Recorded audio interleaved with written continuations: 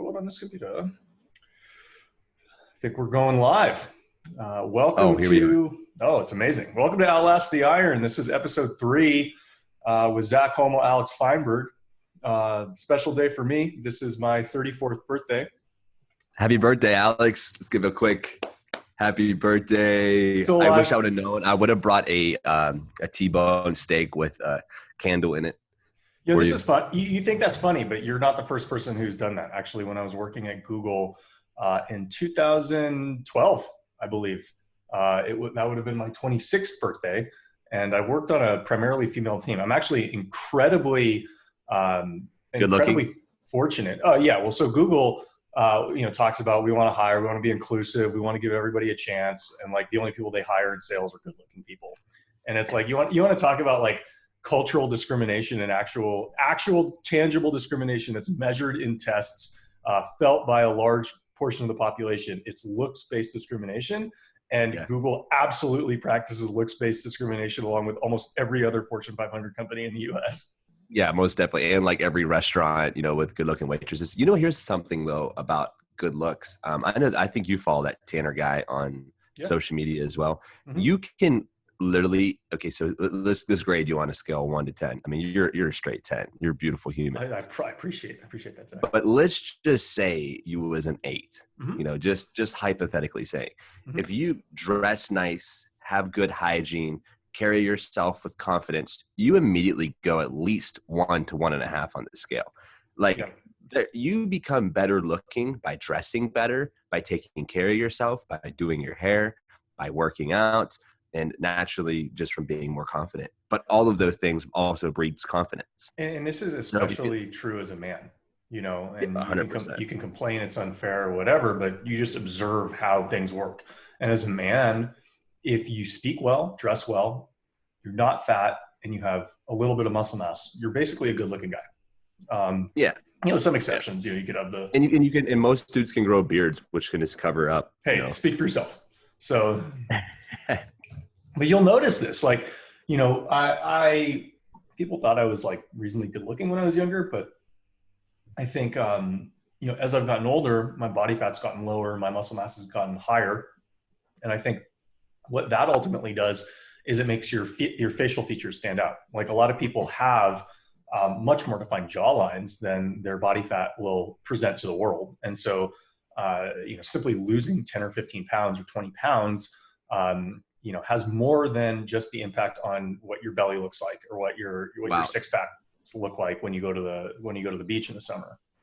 We must be on the same wave or frequency right now, because last night Ash was working with one of her clients, and we were discussing how her face used to be like super chubby when she was in college. Her clients, right? Okay. Yeah. Her clients. I don't know what Ashley looked like, 10 years ago. So. She was chubby too. Okay. Ash was, well, not like chubby, but she was big boned, I guess you could say. I don't think your bones get smaller. Is that a program that Iron Valley Barbell offers? Bone shrinking? It was just a joke.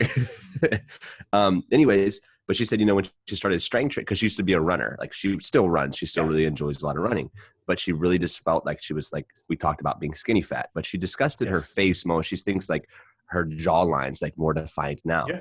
And I was like, well, really what it's come down to is just your body composition's improved. Yes. Your body's now carrying more muscle in relation to fat. So obviously you're not holding so much around your face, and obviously your nutrition's better. So you're just not as bloated. And that's the next thing to think about. So like your jaw structure and your face actually has gotten prettier since, working out. Right. Naturally, you just, the more you grunt, the harder, the more badass your jaw looks. It's true. There's that, have you saw that invention where you just chew on it all the time? No. It's like an infomercial ad. And we just put this. I don't have a TV, Zach. How am I going to see infomercials? Well, it's on Twitter. It's a bunch of ads on Twitter. Yeah. I don't watch TV that much either. Anyways, you just chew on it. Mm-hmm. And it's like a piece of plastic, and it's supposed to define your jawline. I don't know. I'm sure. Oh, you know what I do instead of that is I eat 2 pounds of meat every day. And that probably works it. I think that does about the same exact thing. Right. Hey, you know what? I was actually saw something on social media the other day, someone discussing that we don't, oh my gosh, it was the same fucking ad. It was the same ad was talking about how we don't chew basically enough, and that's why our jawline is not as defined as what it could be, because all the food that we eat is soft Maybe. foods. I mean, That and was the I, pitch. That was kind of the pitch that they had. I'm like, well, these guys obviously don't fucking follow Alex because all he eats is meat. well, and that actually could be true because if you think about what processed food is it needs to be easy to eat. Yeah. Animals didn't make themselves to be easy to eat for humans. I mean, I guess you could say that some degree of domestication occurred to make the animals taste better, but for the most part, our environment doesn't exist to please us. We have reconstructed our environment in a way to please us, and part of that is creating processed foods that both taste better than anything that you would naturally find, especially if you get addicted to them. Maybe they don't taste better the first time, but like you keep eating Doritos, you're going to like eating Doritos. Man, and And yeah, they're how designed to much go down easy. it's crazy how much bigger the chicken has gotten from like the average size chicken in the 20s to the Mm-hmm. average size chicken 1920s to the comparison to the average size chicken now in 2020. It's almost like double the size of what it was. Yeah, that doesn't surprise me as everything becomes, much more competitive, with global capitalism essentially expanding. There's probably less and less room for medium-sized farmers to, grow chickens without pumping them full of hormones. Mm. And then a lot of people are talking about what that, factory farming will look like over the next several months given everything going on with COVID. Are these things going to have to shut down? Mm.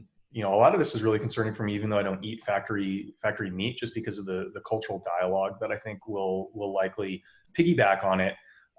And this kind of brings up one of the ideas that you and I, Zach, had for what we're going to talk through on the episode, which is kind of like transitions, where Mm. I hope that we don't have to go through some sort of transition as a society towards factory fake meat or something like that. But I know with the emergence of a lot of the game changers type content, a lot of people who believe the content that's in game changers and similar content, and they don't think that somebody could be as healthy as I am eating 750 pounds of meat per year. I could be in a position where I might have to make some sort of transition to an environment where I can access meat more easily. Mm. And this isn't something that concerns me a ton now because I know I've been through transitions before, and I know that I can navigate changing landscapes. And I think, Zach, I mentioned earlier, on my birthday in 2012 when I was working at Google on a predominantly female team, that was probably one of the biggest transitions that I made.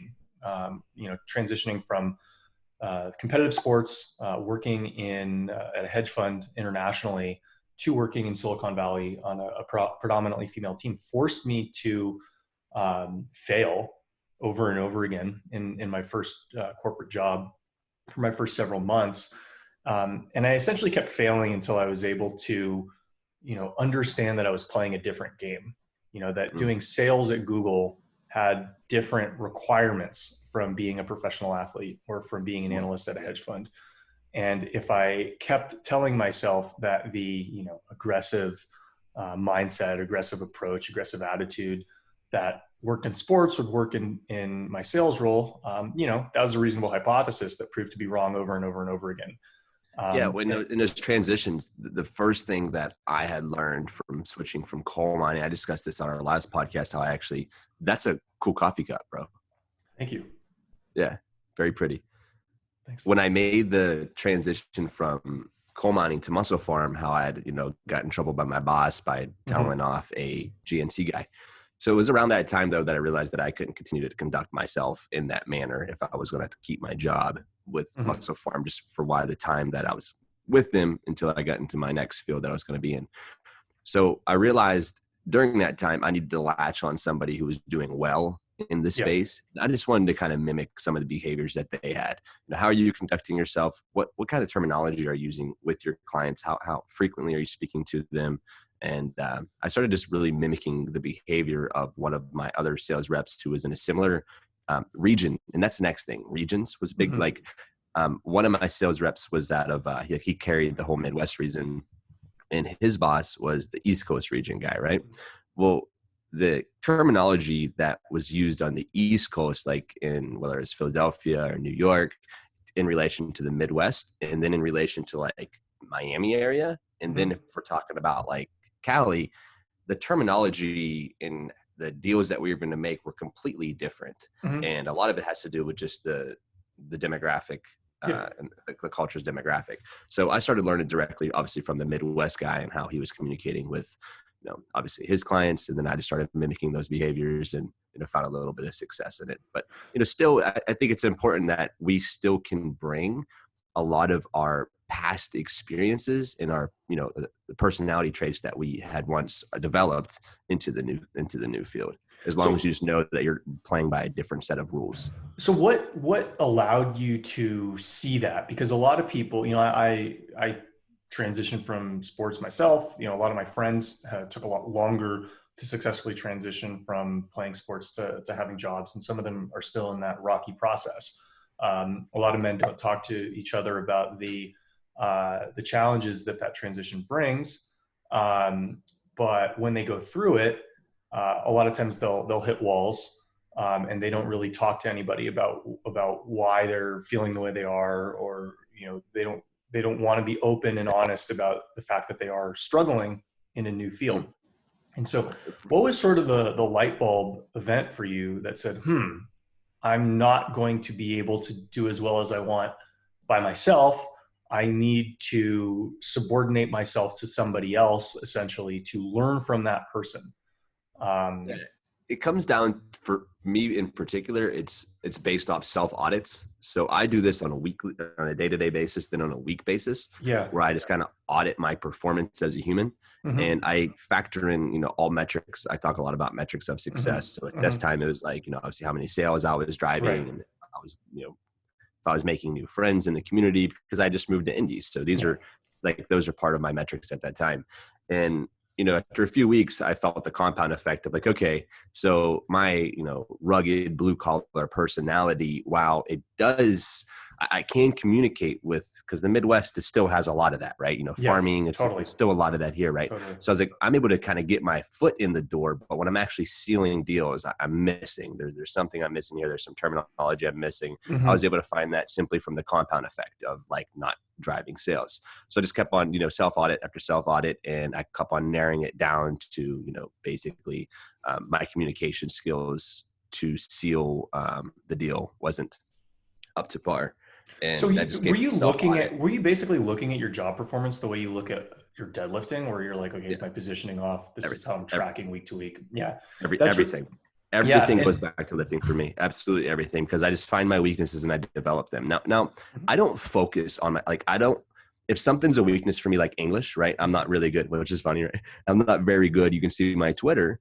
I'm not good at spelling, it's using interesting. there. Yeah. Right. So, I tell people, I'm like, Zach talks like he's white trash, but he's actually really smart.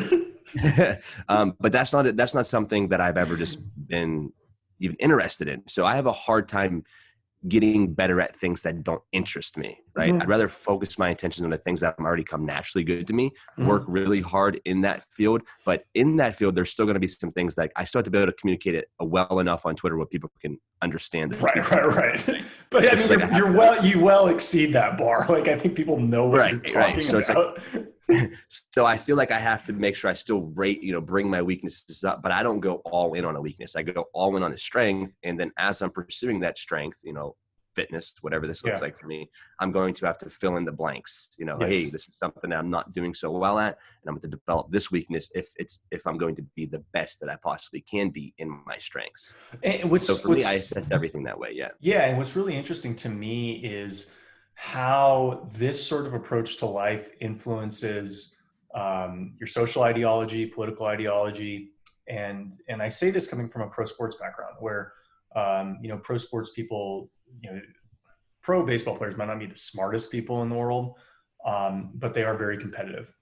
And I would imagine the same thing is true with elite powerlifters, where there's probably a little bit more precision and intelligence that's going on in elite powerlifting than there is, maybe in elite baseball. But one thing that is constant between the two is metrics-based performance assessments on a daily or weekly basis. And I think that's not the end all be all. Like, a metrics based performance assessment will not give you 100% of the picture of what's going on, but the people who don't do it, tend to not be successful. And I think at very, very elite levels, I would imagine that there are people who backed away from metrics-based assessments. I could think artists might do better if they didn't pay attention to metrics the way salespeople or entrepreneurs paid attention to metrics. Like the more Hold that real arts, quick. Hold that thought real quick. Would it, and why would artists not? And just thinking out loud, would it be because, the number of downloads they had on an episode or something? What is the reason why yeah, to not? I look at this stuff as like left brain, right brain type thinking. And so I think the benefit, most of our society is built for metrics based, colloquially left brain thinking, where I can tell that these 7 things are things that I need to improve on. And then this is what I'm going to do to improve on thing A. This is what I need to do to improve on thing B. This is what I need to do to improve on thing C. This is what I need to do to improve on thing D. And this works for concrete things. But when it comes to art, a lot of times, your ability to be successful as an artist has to do with you creating unique things. And you're not going to create something unique and emotionally moving by working to fix something, right? Like you're not going to say like, okay, my downloads are lower in these 12 countries, so I'm going to create content that's specific to the Colombian audience, so I can do well in Latin America. Like that's not why pop songs take off. They don't take off because somebody's sitting in front of a map saying your distribution in this region's poor. You should create content for this region, and that'll make you do better. Like maybe that's some sort of directional inspiration for hey, think about doing that, but at the end of the day, if you want to drive sales as an artist, you need to create hit content, and hit content needs to emotionally move people. And the people who are able to create content that emotionally moves people are typically not the ones who are analytically, methodically plotting it. It's a different construction process that allows you to be very, very good on that level, at least how I see it. Cool. I see it that way. That makes sense. I see what you're saying. It also probably just like based off what the metric is, right? Mm-hmm. What that particular artist or whatever. I don't know much about creating like as an artist would. Mm-hmm. I think I'm an artist in my space, and for me, I look for problems. Like for the deadlift, for instance, I've given you maybe the same deadlift tips since I've been coaching you, maybe 10 times, but Yeah. it's been said 7 different ways. Correct. And that's Because I'm trying to find ways that this is going to break through and you're going to be able to hear this, especially working with clients online. I feel like a lot of online coaches fail at this. They might read an article or get some terminology from a coach or themselves that they've been, kind of working through over the past year or two, whatever that might look like, 20 years, whatever, but they use the same terminology with every single client. Yeah. When you're working online with people, you miss body language and physical touch. Yes. I'm a very touchy coach. Like I'm grabbing you, I'm shoving Jerry your fucking Sandusky elbows. guy? Yeah. That he wasn't very far from my hometown. What, really? Yeah.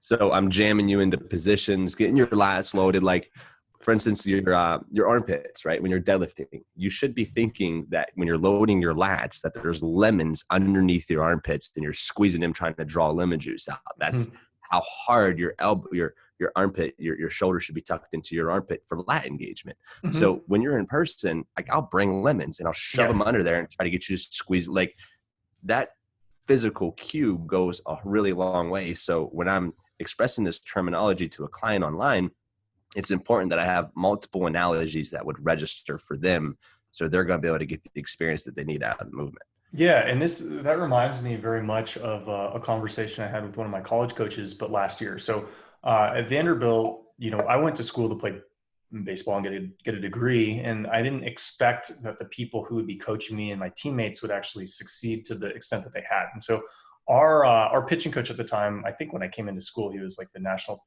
pitching coach of the year for college baseball. But he ended up getting a job in pro ball and worked in a minor league system for a couple of years. And like in his 3rd year, he ended up being a major league pitching coach just because he's so well respected.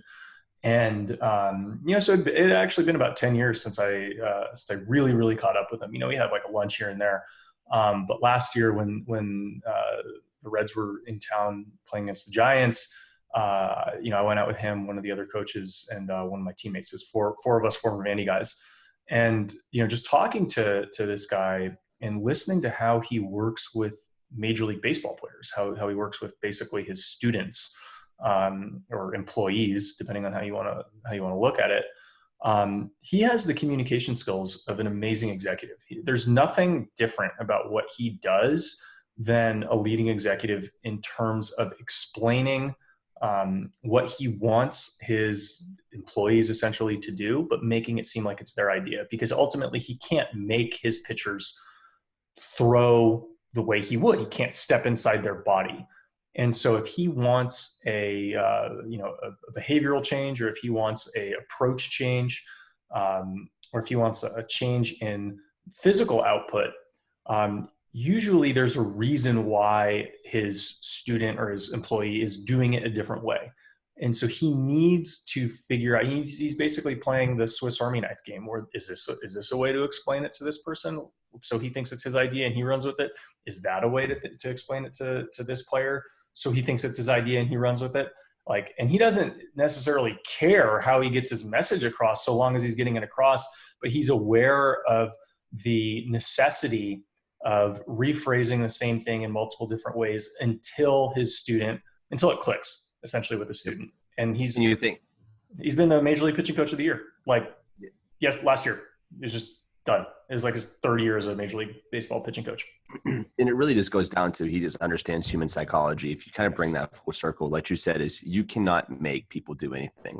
That's why the war on drugs failed, right? And we're in it still, and it's ridiculous. Mm-hmm. That's why when people are like, stay home, you don't really think you're making a difference, right? By just posting people to stay home. Do you really think that the people on the opposite end of the spectrum are going to stay home just because you tweeted to stay home? So this is where I might disagree. I might disagree with you on that, Zach, just because which is fine. Let me continue.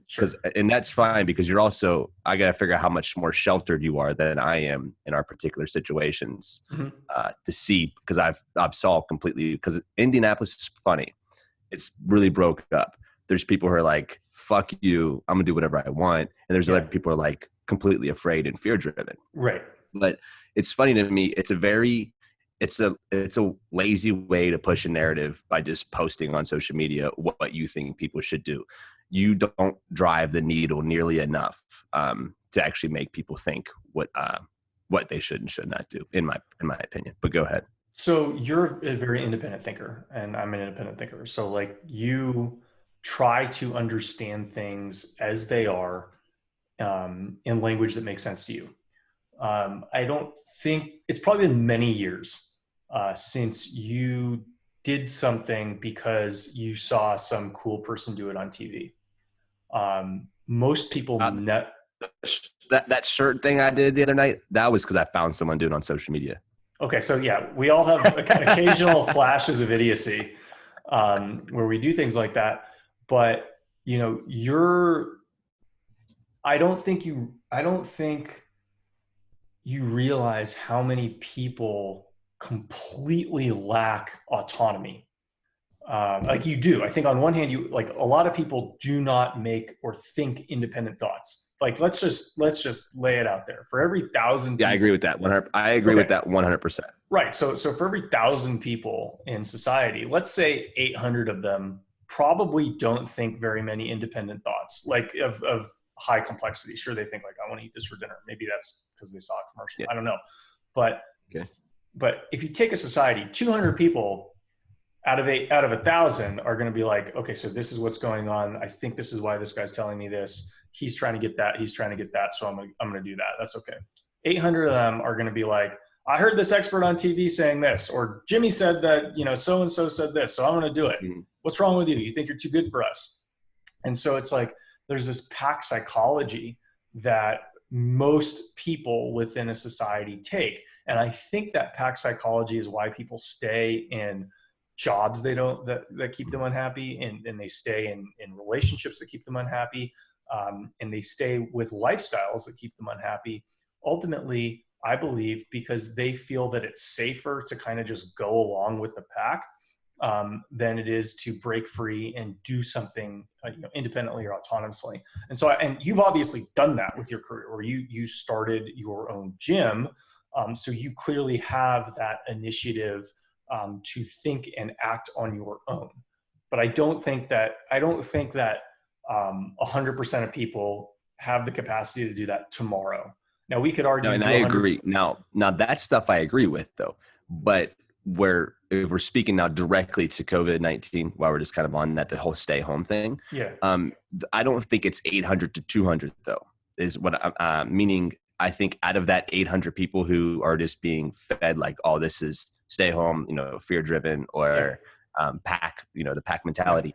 Yeah. Out of that 800, there's going to be 200 to 300 people who think completely opposite.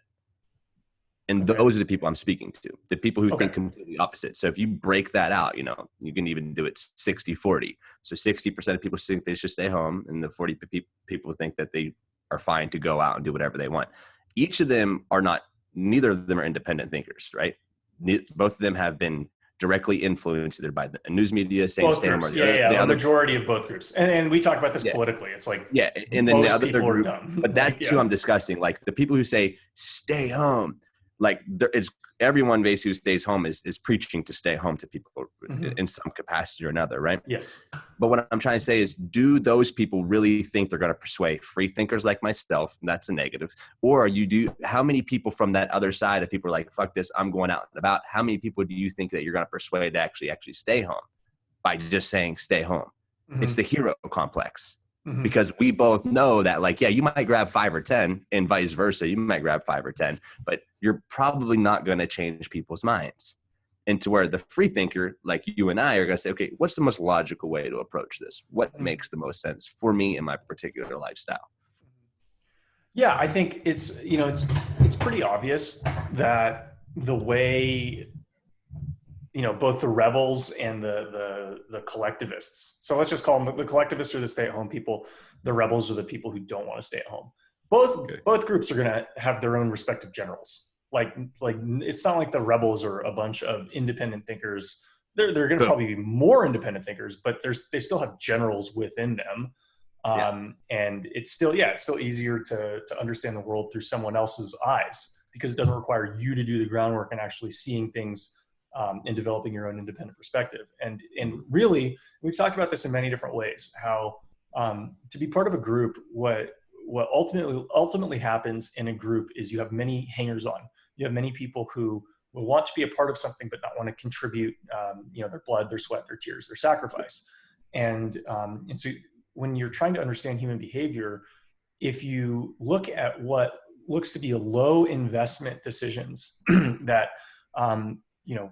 require a very small down payment, social signaling is one of them.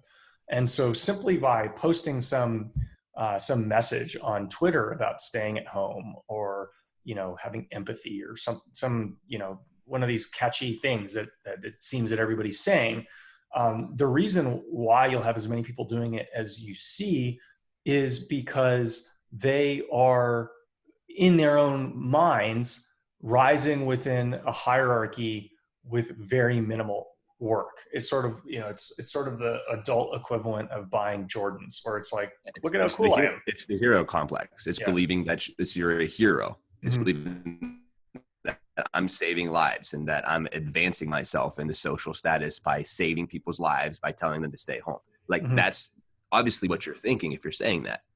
When you're arguing back and forth on social media with people, right, to stay home, and if someone else is like, and you guys are going back and forth, is that how you would perceive that? Well, it's a little like, bit what weird. Are these, when these people are arguing back and forth on social media together, speaking the human psychology of it, right? Yeah.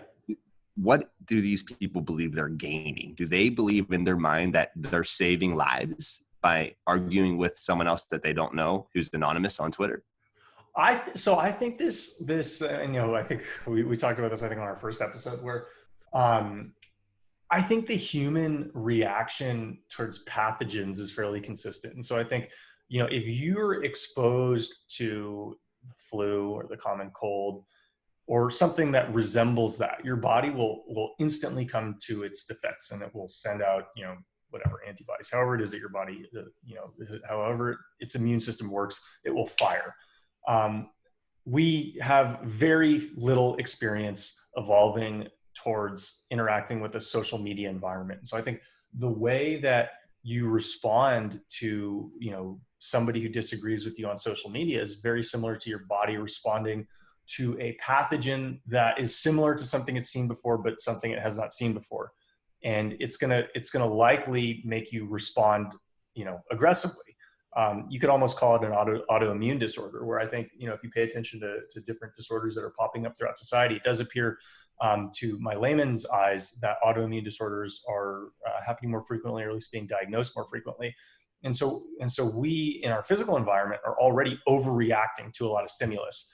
I think this is happening digitally too, where people just get drawn in. It's almost like they're not even thinking about it, right? It's just a reflexive, like, I'm going to defend my point. And they're not trying to change a person's mind. They're actually just trying to eliminate that threat, is why I think they're doing it. Interesting perspective. That makes actually a lot of sense, because you can see there's not a lot of logic in most of these people's there's no substance in any of their arguments. It's very base level. It's very headline based. You can tell it's based around fear and other tactics that's being used. Yeah, I agree with that 100%. Yeah, like if you see somebody get in a bar fight, how many bar fights do you see where one person is trying to teach the other person a perspective? Like, no, I'm pretty sure they just want to inflict pain on the other person and eliminate them, right? And so this is just that. It's just the digital equivalent of a couple idiots getting in a drunken bar fight, and you see it over and over and over again all day. Yeah, that's a quite interesting lens to look through. I would have to agree with that. Yeah. So I don't know. Where are we going with this? I don't know. I'm always really intrigued at people's reactions, though, especially through social media and now, because I've just been doing so much observing and how people are conducting themselves during this time of adversity, because all of us are under a little bit of adversity right now. And, the first 2 to 3 weeks, you saw a lot of your social media people that you would not expect to have, certain reactions, starting to have certain reactions. And it also just opens your eyes up to, like, okay, how well this person handles adversity, because it's really easy to be good on Twitter. Mm-hmm. Like, you get to think about it before you write it. Like, right. It's infinitely easier to be more liked on social media than what it is in person. And that's actually a metric that I base my success off of, because I have everyone on my team actually is from social media. They once found me on social media, want to be a part of it, moved here, sacrificed a ton, went through my rigorous training process to be a part of my team. That doesn't make sense to most people, right? And then next thing you know, these guys made it, right? And it's like, how long do I stay friends with these guys? The longer people are with me, do they grow closer to me or further from me? Because that's what actually defines my character. It's not how many likes I get on social media. It's when I'm around people in person. Are they growing closer to me or further from me? Mm-hmm. And, I'm very proud to say, my guys have been here multiple years, and we continue to grow together. And so how did you get focused in on that metric? Because there's a million ways you can look at your success or failures. And that's, it makes a ton of sense to me that you would do that. But that's not been a top metric of mine to evaluate myself by. Maybe it should be going forward, but I just realized that everybody can put on a good face for like an hour, or 2 hours. Everybody can put on, and I think it's more so too, because I actually grew up in social media, like 2010, in high school, like before high school, we had MySpace, I had AOL. So like my development from my adolescence all the way to now was really my DNA is really intertwined with social media. Yeah, that makes sense. And how I'm being saw by the public. So with that being said, I knew that it was artificial, though. That I was able to recognize that from really early age, that it was artificial, and that true meaning and value of my character was defined when I'm around people. So I just knew that I shouldn't. I just knew that at that time, basically, that I needed to base my success off of actually how I was making people feel, and the tangible. It's also the tangible things, right? It's just like when you buy something and you can hold it and you can feel it. It's just a lot different. Yeah. You know what I mean? And it's just like that. And I feel like that's where a lot of even fitness people are going. And I see this more in fitness because this is my space where everything's very automated. And it's Mm-hmm. just like, you have like your virtual assistants. And I think all this Mm-hmm. stuff is cool for scaling and making more money. And that's Mm-hmm. awesome because I'm just visually seeing that a lot of people in this fitness space, like, of course, I think people are good at heart. I think people truly do want to help people. But I also think that the value and the metric that they're basing off of helping people is a lot different than the value and the metric that I'm using to help people. I don't want a virtual assistant. I don't want people running. I want to answer my own direct messages. I want to speak to my own people directly to them because I know that's where the depth is found. That's where real impact is made. Mm-hmm. I can put a bunch of flashy tweets out that like help motivate you throughout the day. But when I can really change your life is when I can get in person with you and actually talk to you.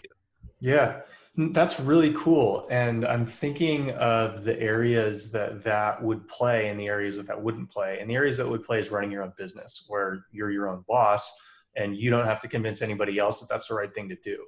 And I think Mm, maybe many other people might be listening to us and they say, well, I would love to do that, but, and there's always a but, right? right. And if you're working in, say, a large corporate environment, say you're at Muscle Farm and your boss says, okay, we're going to use all these automation tools. We're going to use CRM, we're going to use automated marketing, get your clients' emails here so we can continue to message them on a weekly basis or twice a week basis.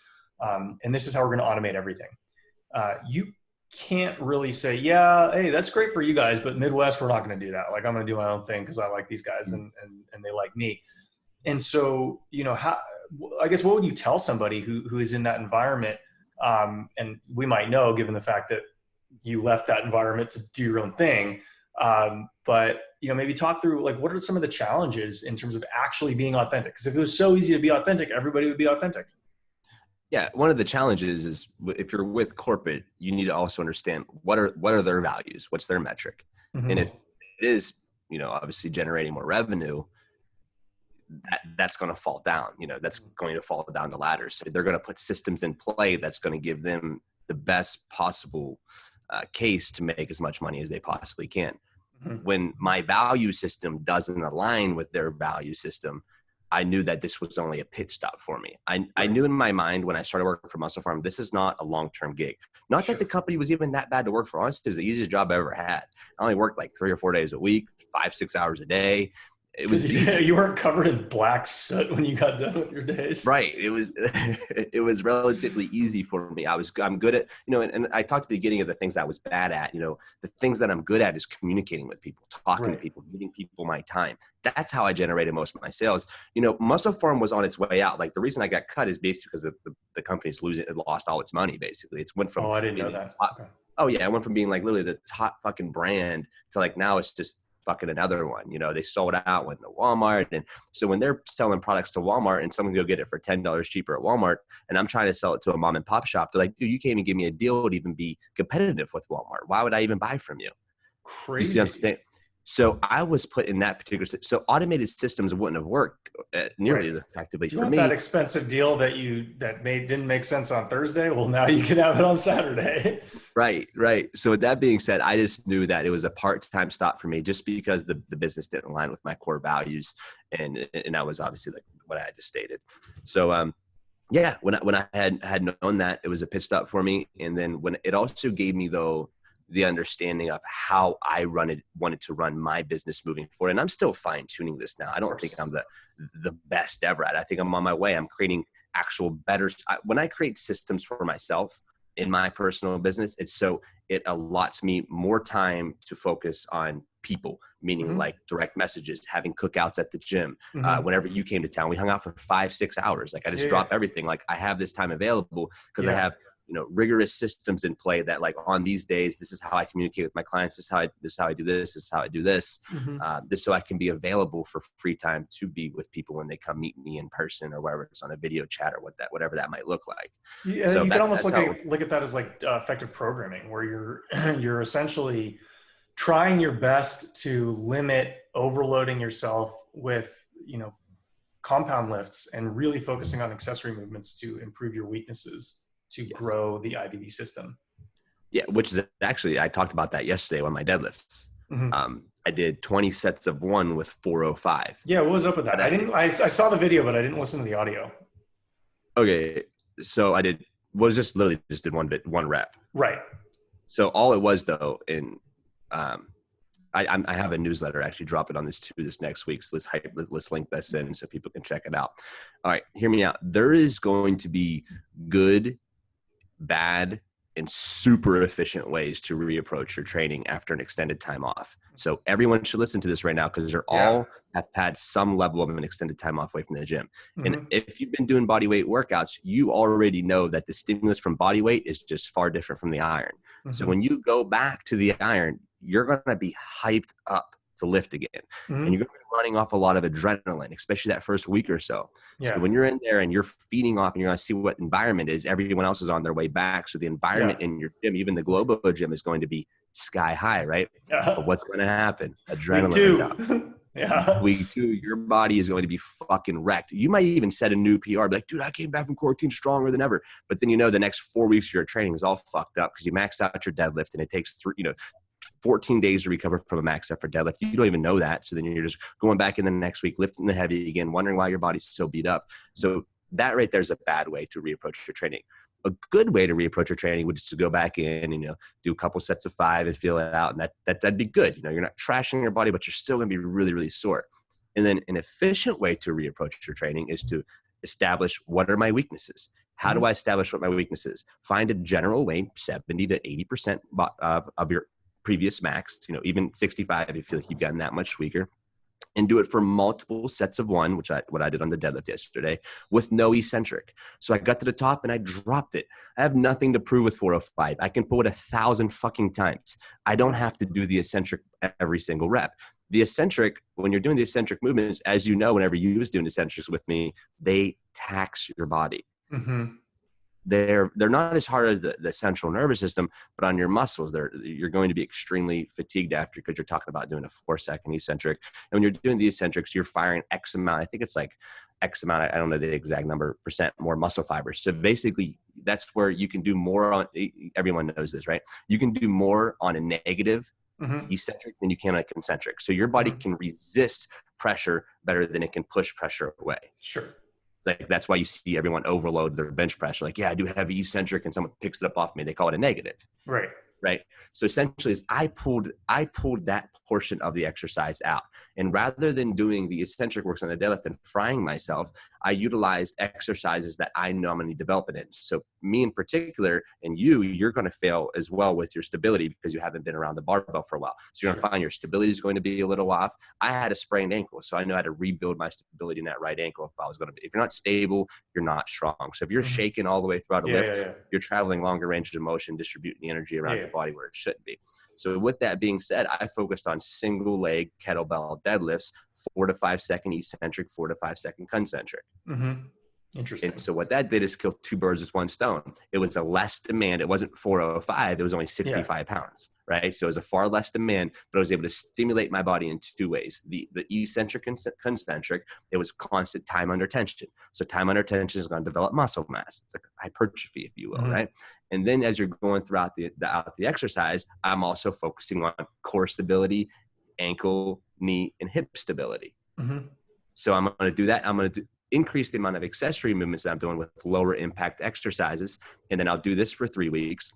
And then I'll go through a phase where I add in eccentric work. So after 3 to 4 weeks of preparation, prepping my body to be more stable, to be able to handle loads, to be able to find my center of mass on obviously lifting whatever the weight might look like. And this is something that people don't do enough of either. They don't know where their center of mass is. They can't find it whenever they're lifting weights. So that's why they're always all over the place. Once you're able to find your center of mass and how to distribute that energy equally throughout the muscle groups that's being worked in the movement, you're going to be far more proficient.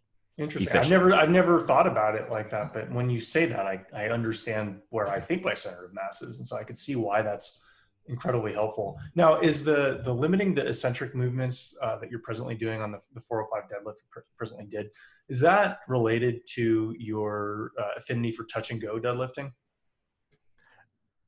Is it what for my touch and go deadlifting? So like, if you're going to rep a deadlift weight as many times as possible, obviously the easiest thing to do is do the concentric portion of the movement and then like rest on the way down so you can go do the concentric portion again. Critics online will say, well, that's not a real deadlift. The touch and go deadlift is not a real deadlift. But then you would say, well, there's actually a lot of benefits to this from a training standpoint. And so, what are Yes. the benefits from a training standpoint of doing, say, 10, say 8 touch and go deadlifts instead of maybe, 6 full stop deadlifts, which maybe would be a reasonable equivalent if you had Okay. no So momentum and were working the eccentric portion.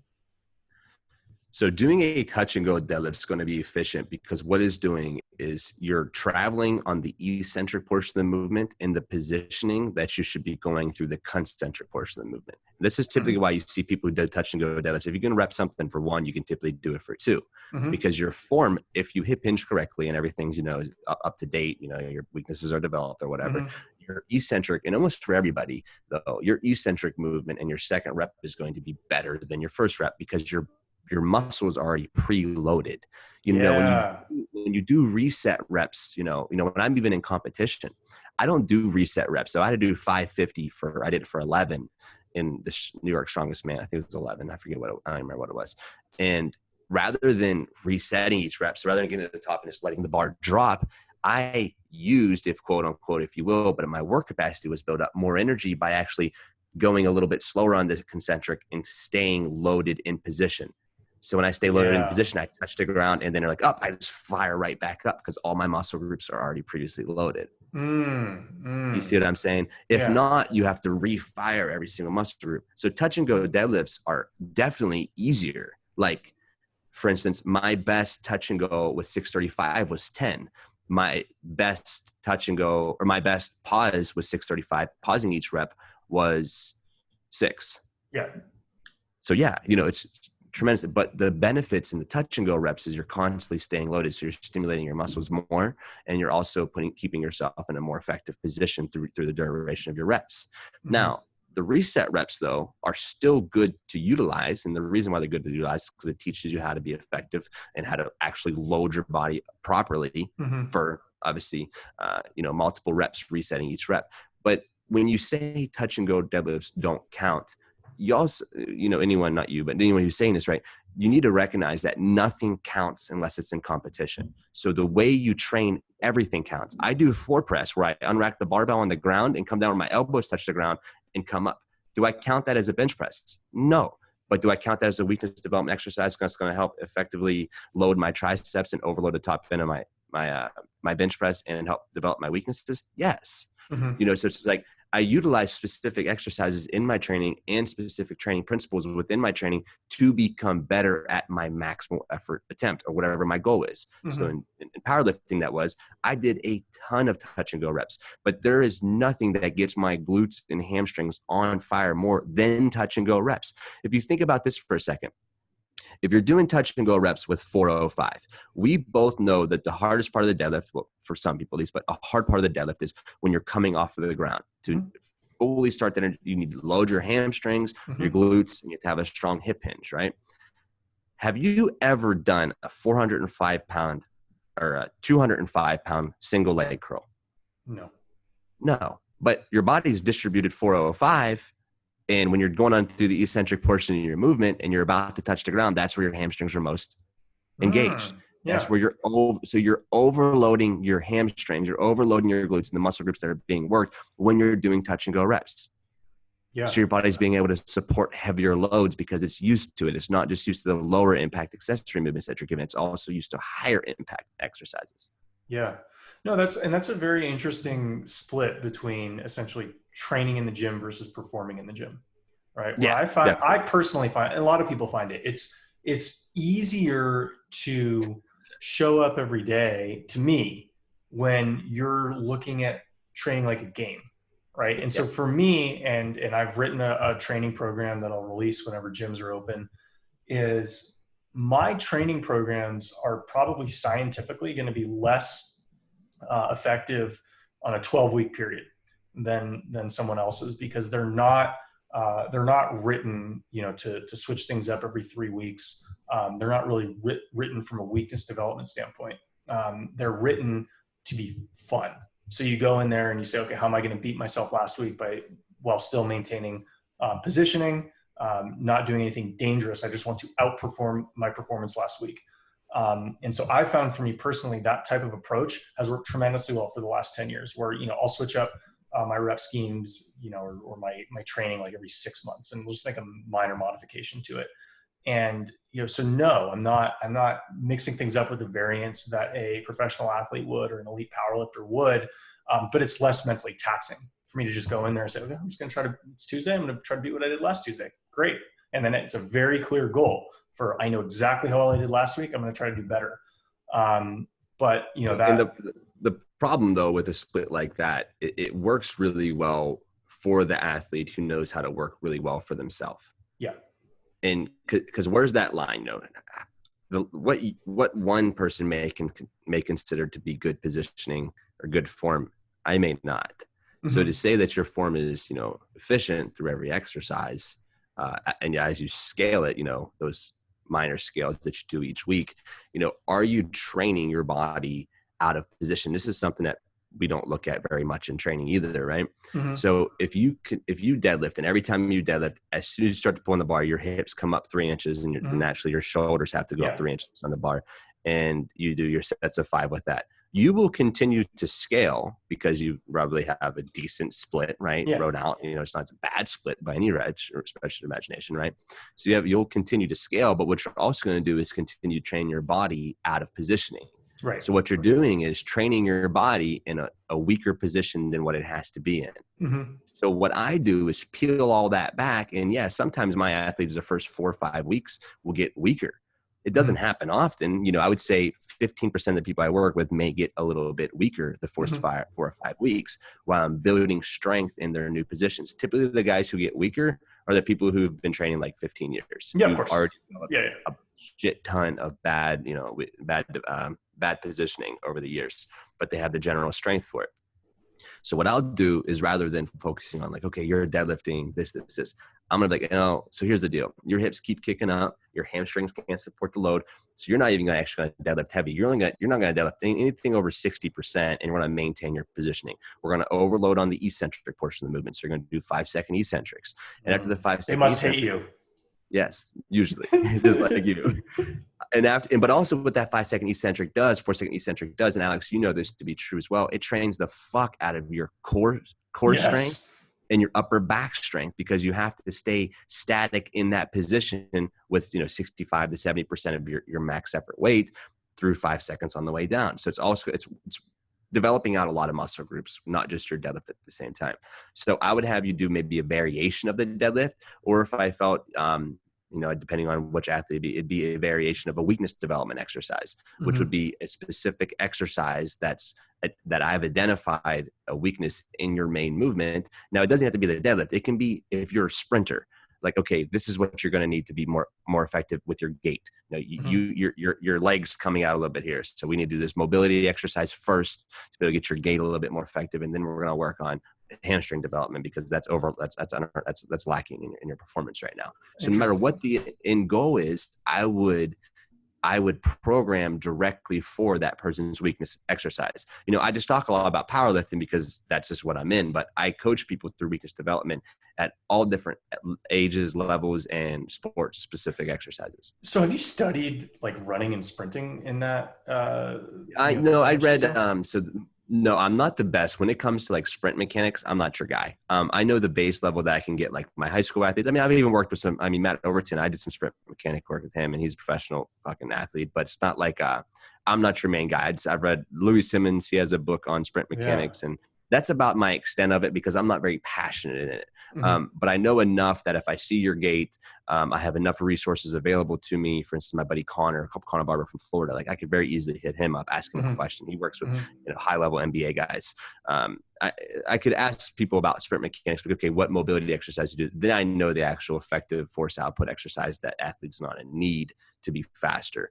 But even I'll color other sports like rotational exercises. So tennis, baseball, when you're swinging the bat, like I'm going to find, okay, this is where you're breaking down. This is where your bat speed is slowing down, mm-hmm. or, whatever it might look like. And then I'll be able to develop you out from there with a series of exercises that are going to be most relevant per your specific sport. Yeah, that's interesting, because I think it sheds light on the way that you learn versus the way more conventional students learn. And this, popped to me, I think, when I started working in finance, but then when I started working at Google, where smart individuals, and I consider you a smart individual, will try to learn things holistically, where they'll say, well, I don't actually know that much about sprinting, but I know how the human body moves. And so I know that if your hips are moving this way, that this thing's probably going on. And I know that if your stride is looking like this is probably going on with your hamstring mobility. And so you can look for similar cues that came from your prior environment, and you can see it in a new environment that you're not really an expert in. And at least it will give you a hint into something that is wrong and worth drilling into. And then you can ping a friend and say, okay, so I think something's wrong here. What do you think? Yeah.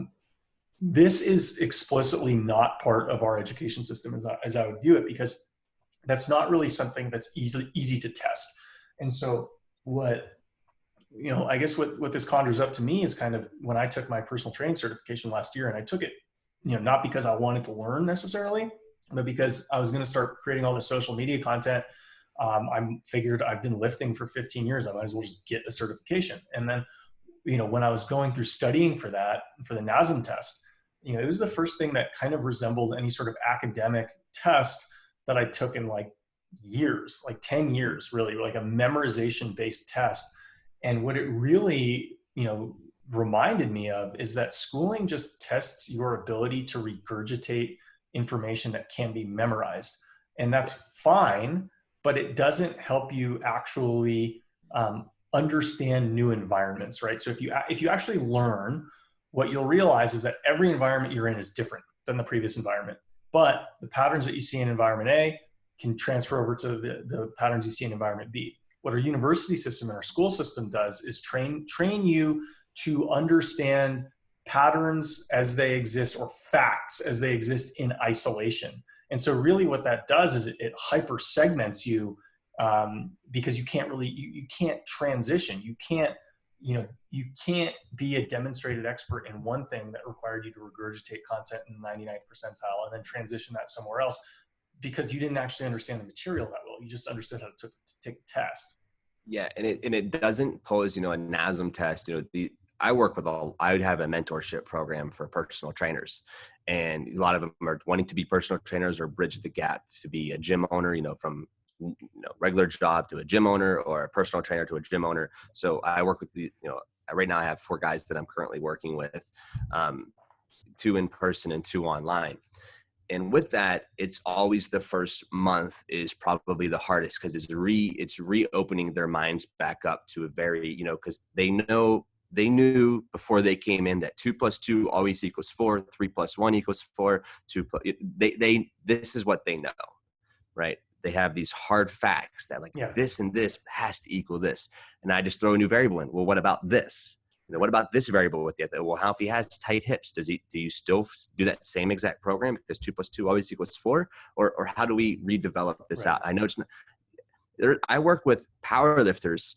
I trained this girl into setting 4 world records. So this was last year, Allie. She set 4 world records for our 12-week split. Out of the 12 weeks, only the last 4 weeks did she go above 80%. And most strength coaches are like, what? That's retarded. Why would you do that? You need to train above 80% to get stronger. And I've even said that multiple times. You need to be training above 90% in order to be able to put yourself in a position to do maximal effort loads.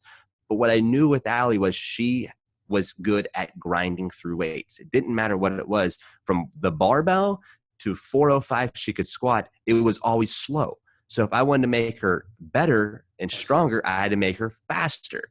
So I taught her how to squat faster. So I developed exercises and weakness development exercises out, whether it's through, first it was her hips.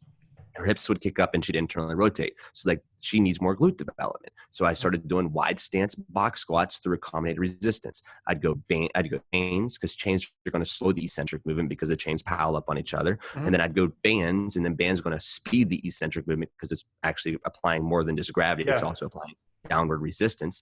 And then I'd go into a raw weight exercise. And so it'd be chains, bands, raw weight. And what we found was in a bar speed tracker that she was able to, and how the metric of success that I gauged it off of is I have this bar speed tracker that shows how many meters per second she's moving. And I wouldn't move her up in percentage of weight until she was able to move the bar at the speed that I was looking for. And Mm. that was the metric I gauged it off of. So what I did is increase her speed. She's like, Zach, I don't think I'm gonna be ready to max out, in 3 weeks. I'm like, Mm-hmm. you're ready. You're already ready. So it's getting through that. Now, the next thing was that they don't talk about this enough in these certifications is the mental aspect of things. Mm-hmm. The people I train, dude, don't come to me for my knowledge. It's so funny. Now, maybe online, but in person, they don't. I only work with usually 5 people in person at a time because I don't like to do a lot of in-person coaching because I actually lose a little bit of money doing in-person coaching Mm. in relation to being online Sure. because I just can make more money online. Yeah. So, but I like to work with a plethora of different type of, like right now I'm working with 3 older guys and high school athlete and professional athlete. So out of the 3 older guys I work with and 1 guy and his wife. So with those people that I work with though, they're all in different realms and most of them Mm-hmm. just are there for me for the conversations I have, the Yeah. input I provide. It really has nothing to do with the workouts. Like most of the workouts that I run for my 40-year-old guys are very basic style Mm-hmm. plans. Of course, I have a lot of flair and stuff too because I know a lot more about the iron, but that's also keeps them coming back to me because I'm Mm-hmm. not just giving something that's always so traditional to them. Mm-hmm. I don't know where I was going with that or what I was saying before. Well, I mean, we were talking about deviating from NASM Oh yeah, and yeah, like when I look at you and why I think you're one of the reasons why I think you've succeeded to the extent that you have is you're offering a unique experience and a unique product, and there's just not that many equivalents of Zach Homo, not that many equivalents of Iron Valley Barbell. And if you think about what the school system does or what an education system does, is it's a one-to-many approach. This is the gold standard. Here, million people learn this gold standard. Okay, so what's going to happen? You have a million people learning exactly the same thing. They can all compete against each other and drive prices down for the services that they provide because they provide exactly the same service. And if you yes, want to not be in that position, you can't actually provide the exact same perspective as a million other people have. And so and sorry, go ahead. no, there's a number of different ways you can provide an enhanced perspective. Maybe you have better experience with certain types of clients, and so you can provide them with that experience. Maybe in fact you're just a performer. Maybe you're a comedian who happens to like personal training, and people actually end up coming to you to laugh, to feel good. Like there's a Yeah, lot of reasons why people buy things, and very frequently it's not for the explicit thing that's being sold. And so it's I the think motion. when you want to understand the world, or when you want to understand your job, a question that you should really ask yourself that opens up a lot of windows is, what am I really buying and what am I really selling? And this is Yeah, especially helpful in the luxury goods department, right? Where if you just pay attention to why somebody's willing to pay $5,000 for a leather bag, or $120,000 for a car, $15,000 for a watch, they're not actually buying cars. They're not mm, actually buying watches. They're not actually buying bags. Figure out what they're buying, because once you figure out what they're buying, you figure out what you're actually selling. yes. Wrapping that back to training. Okay, the worst thing that I see with the mentorship program that I have is that my trainers think that there's clear black, white, wrong, Yeah. right, Yeah. black and white, wrong and right.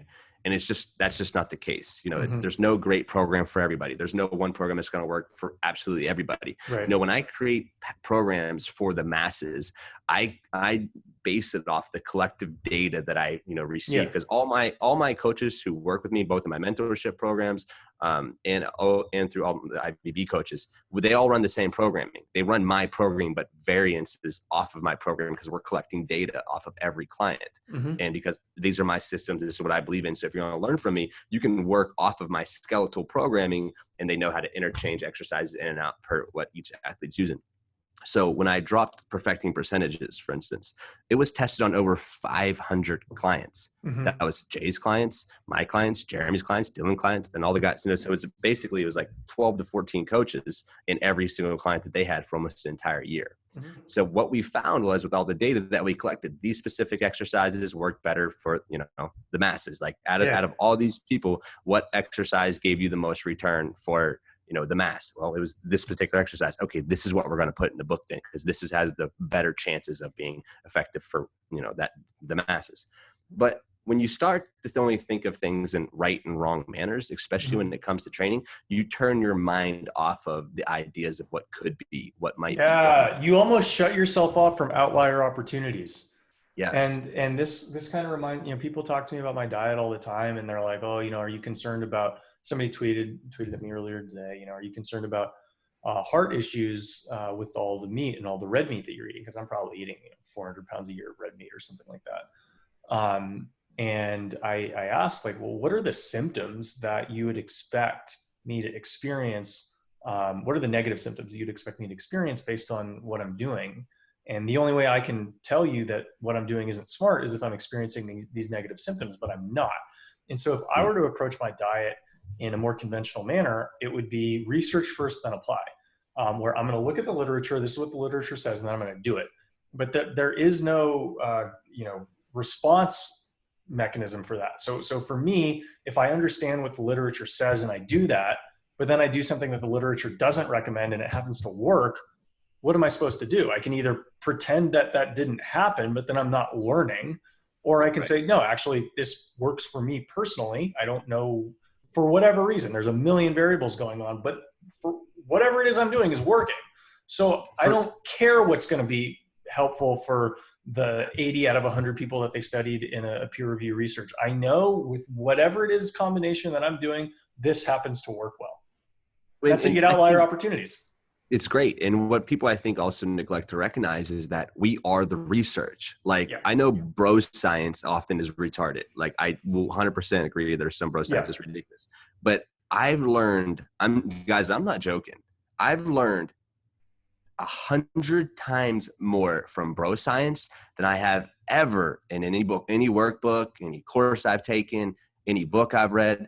100 times more from bro science and life experiences. Now, if we're actually talking about, and this is another thing, like, you can go out and read as many self-help books as you want, but if you actually start auditing your weeks and auditing your experiences and being self-aware, you become your own self-help book. You realize the areas of your life that you need to progress in.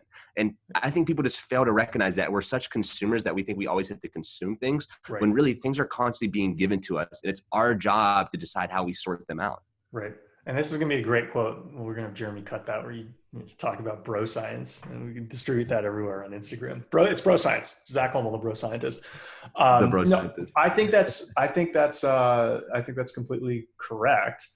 Also, how long does it take for research to come? I mean, me and my buddy Tanner were talking about that. They're working on blood restricted flow recovery. We talked about that. Yeah, flossing and stuff, right? And we don't know. So it works. So blood restricted flow. So if you sprain your ankle, you wrap it really tight, do some mobility exercises. Move your toes a certain way, pick some stuff up, and then release. It generates new flow of blood. And, that's kind of like the idea of like acupuncture and scraping. We know these methods are proven to work.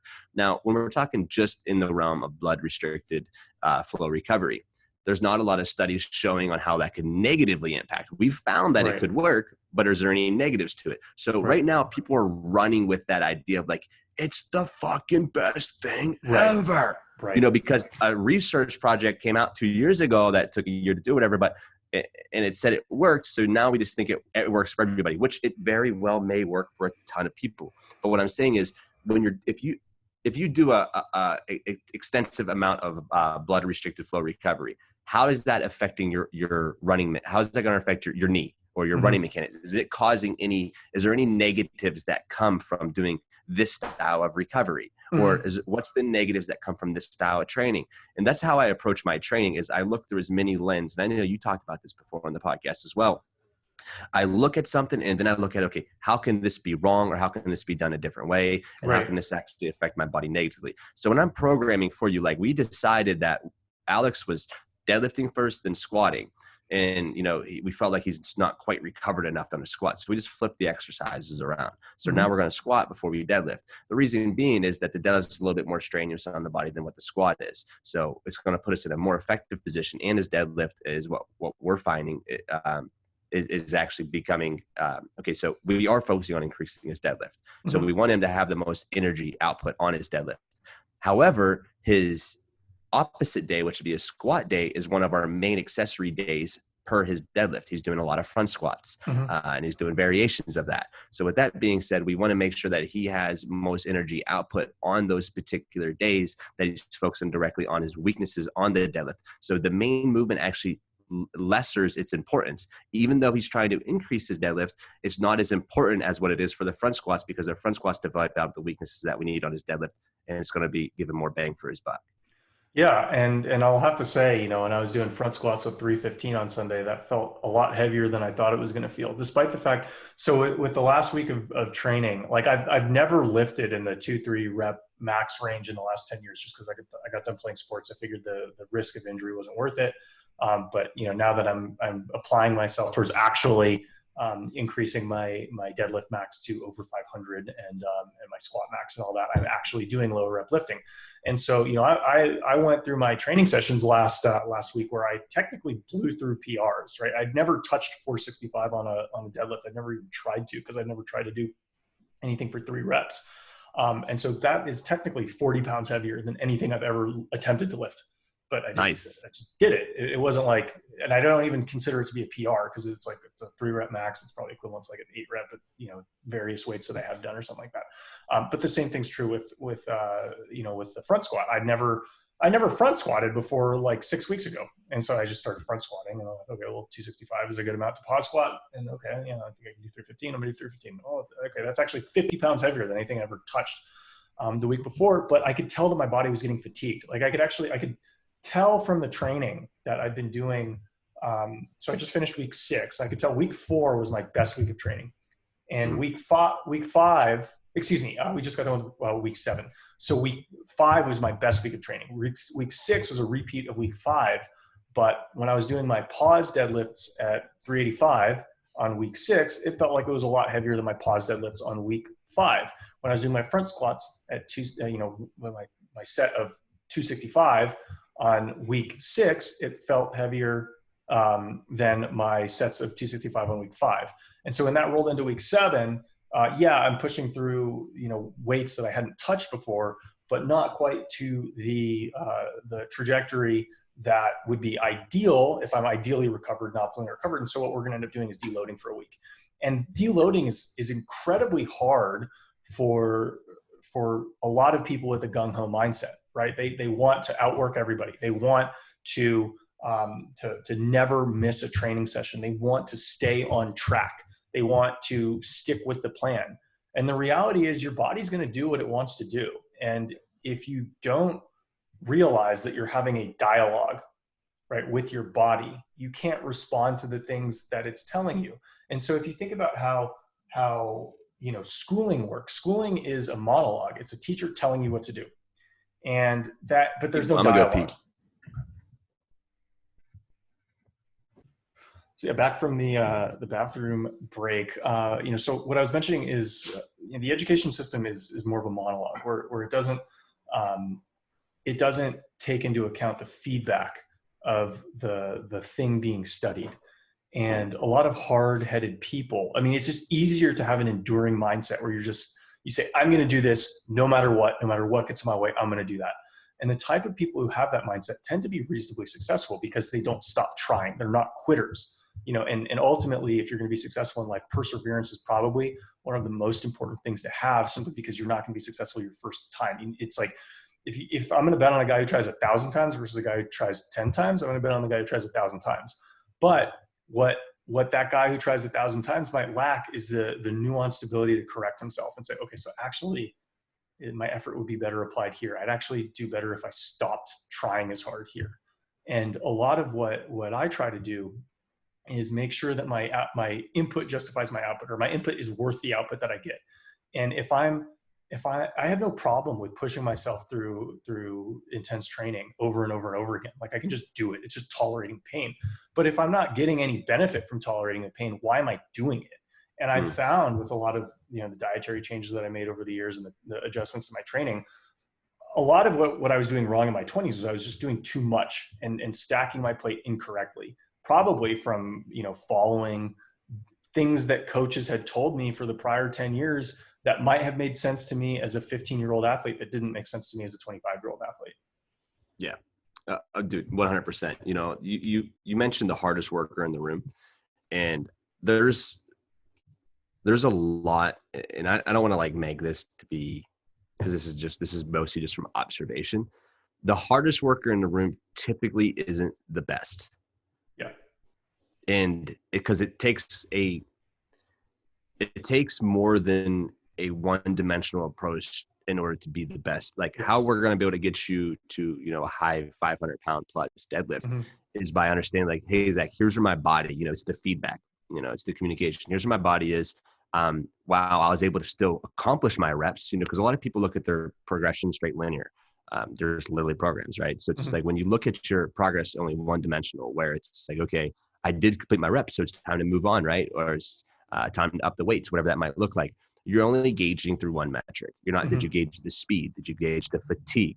How Mm-hmm. was your rest period? Did you take longer rest periods this week into last week because your body wasn't recovered enough? Mm-hmm. And if is that the case, do we need a little bit more cardio, high end sprint work? What is it that we need to get your body moving more optimally and effectively through the exercises? So I'm gauging when I'm coaching directly for Alex, I'm gauging both his force output, so his ability to do the rep range that was given, his, obviously rest, how his body's feeling during the actual exercises, the speed in which the bar is moving, and his rest periods. So these are all things that we've been varying throughout the last, 7 weeks of his training in order to get him in the position that he needs to be in, him specifically to pull that maximal effort weight.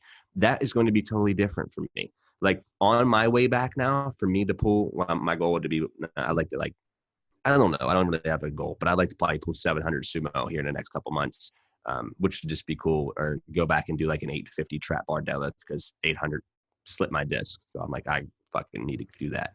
So when I approach this training, though, you guys see the way I'm approaching it right now. I'm doing, like I said, 20 sets of one, no eccentric work with 405. It's relatively light for me. And then I'm going to do a whole lot of work on like GPP. My body's very fatigued. I haven't squatted in a while because of my ankle. Like I did 15 goblet squats the other day. My legs are fucking sore. So it's like I'm not going to start though by doing 20 sets of 15 or 5 sets of 15 on goblet squats because it'll trash me. So I'm going to slowly work myself back up through a series of exercises that I know is going to put me in a position to be the most effective for what my goal looks like.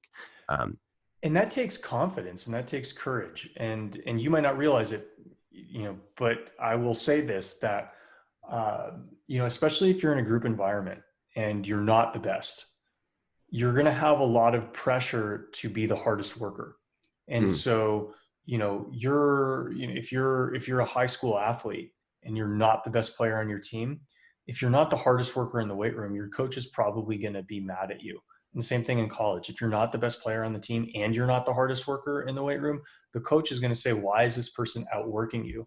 And what that doesn't take into account is exactly what Zach said, that the hardest worker in the room might not be doing the things that he should be doing to make himself better.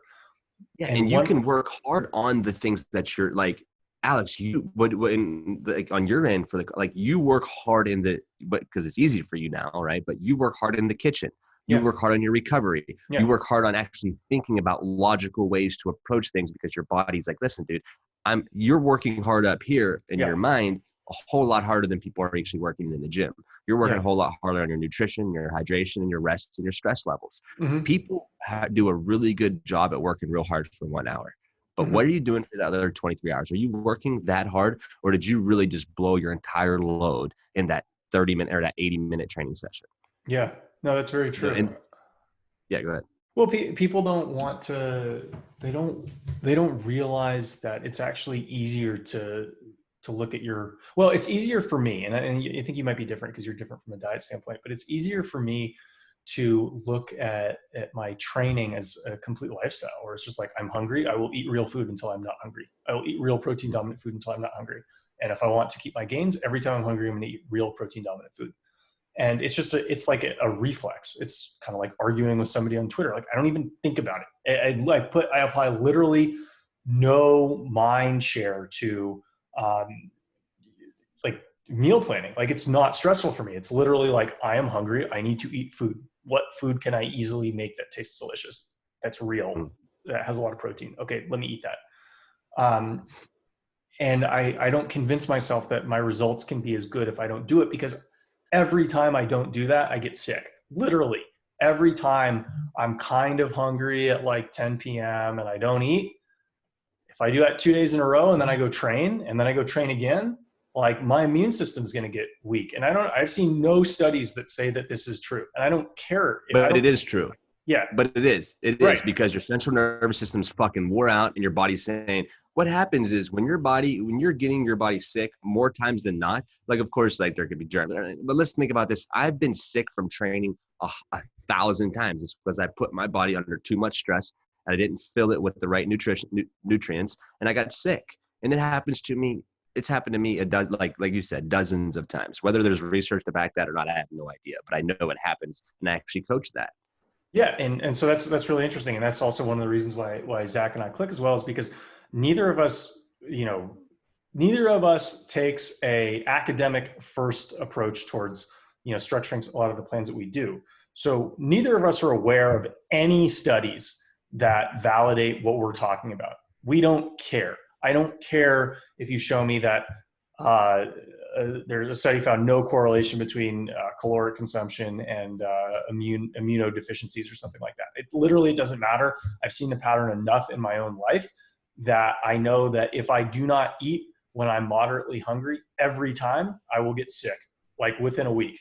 And it's not like a Yeah. flu sick. It's just like I have a cold. I can't train as hard as I want to, and I Exactly. don't Yeah, want that. exactly. A cold. It's not like you're fucking flu sick. You're 100% right. Like I posted eat more red. I said eat more meat and drink more water. And someone goes, well, a gallon or drink gallon of water. Well, gallon of water is excessive. Just add salt, or whatever. I'm just like, listen, you can say whatever the fuck you want and you can have as much research to back that as you want. But I've trained thousands of athletes and there's a 99% chance their performance increases when they drink 1 gallon of water a day, and so does their energy output in all around life. I don't give a fuck if you know the fucking study or not.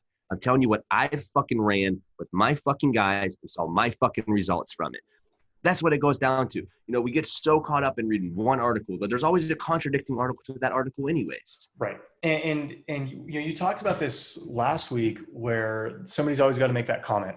What about this? What about that? What about this? And to me, this happens a lot in a corporate environment. And I think it's one of the reasons why you see these superficial studies being circulated, no matter the content that they're about, whether it's about, an efficient work environment, whether it's about, the right economic policy, the right COVID policy, or the right training plan. Is you have, everybody in a group environment is working to demonstrate the value that they can bring to the group.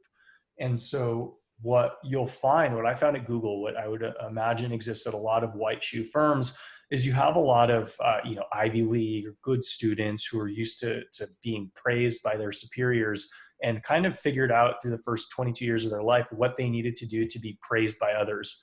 And what I think a lot of it boils down to is the ability to regurgitate a headline from the New York Times, or the ability to regurgitate the conclusion of a study done by a respected, quote unquote, respected organization.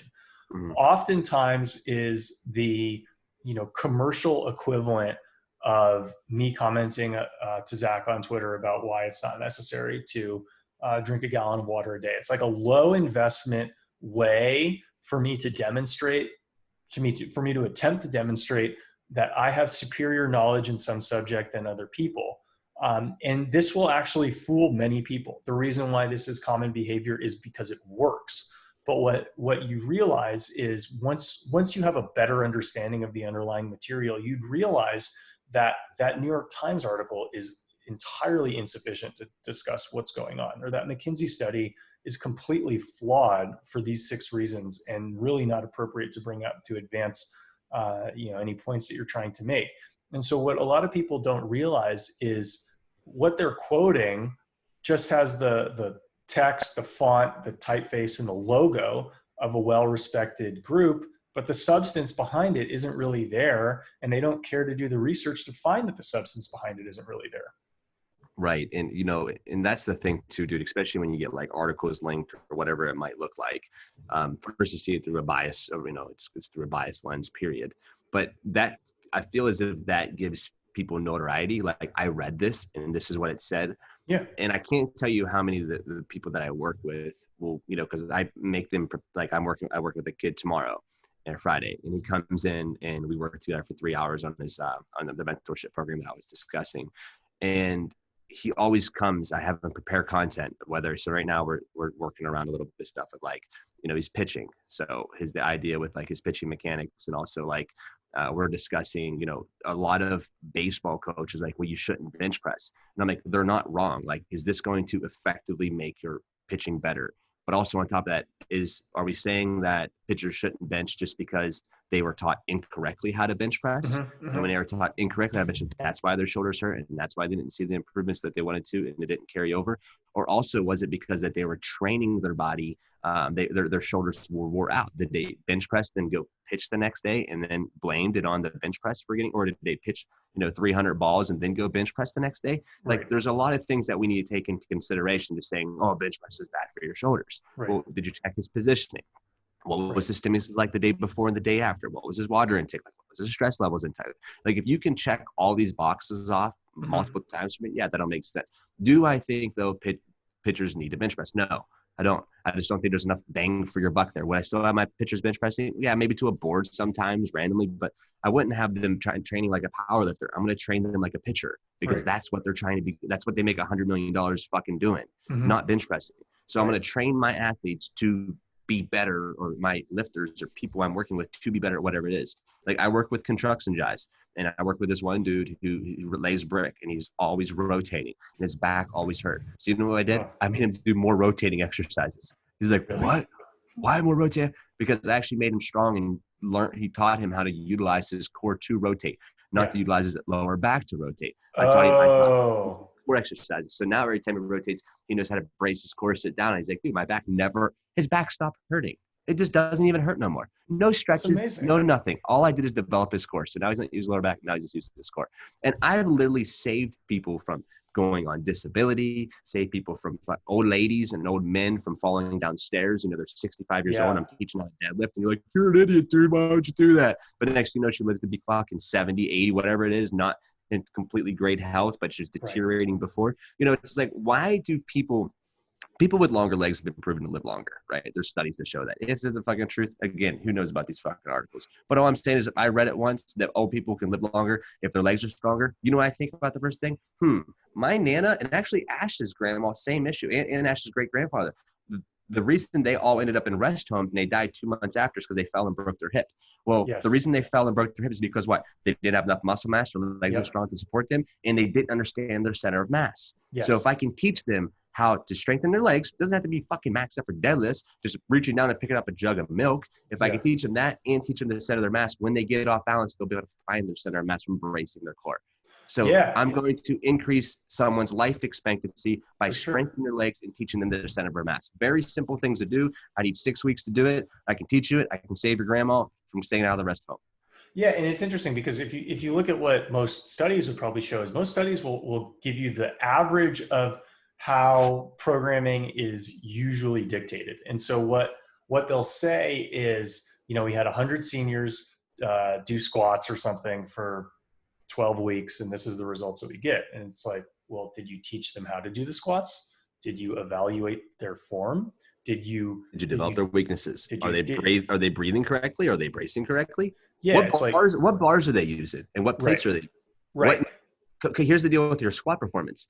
If you're doing the same study and not actually moving the pins down, if you're lifting the squat and you have to raise on your toes even a fucking half inch, you're out of position, and the weight's gonna be way heavier than what it has to be, because you're supposed to be sitting down. You're supposed to be smaller. If you're having to lift the bar an extra 6 inches to stand up with it, you're also utilizing more energy to do the movement. So it's just like, there's so many factors to even go down to the bars that you're using. The plates, are they calibrated plates or regular plates? Because regular plates can flex 3 to 4 pounds. So when 3 to 4 pounds? Yes.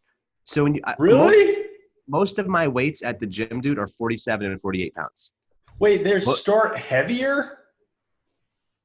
Bro, most of the plates at IVB are literally marked 47.4 pounds, 46.3 pounds, 42.4. They're all fucking over the map because they're not calibrated, which is also why calibrated plates are a lot more expensive.